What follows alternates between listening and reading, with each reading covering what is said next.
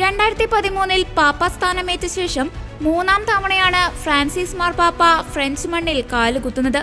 2014 സ്ട്രാസ്ബർഗിനും 2023 മാർസെയിലിനും ശേഷം അദ്ദേഹം കോർസിക്കയിലേക്ക് ഡിസംബർ 15 പുറപ്പെടും.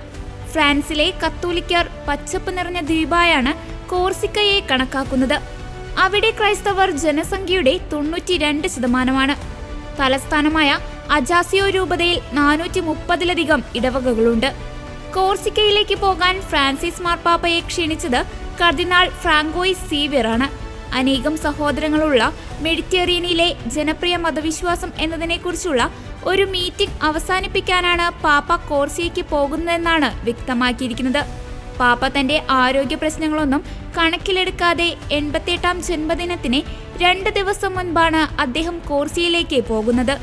ഈ വർഷം അദ്ദേഹം 2 അന്താരാഷ്ട്ര യാത്രകൾ നടത്തിയതുവഴി 6 രാജ്യങ്ങൾ സന്ദർശിച്ചു. കൂടാതെ ഇറ്റലിക്കുള്ളിൽ 3 ഏകദിന സന്ദർശനങ്ങളും നടത്തുകയുണ്ടായി.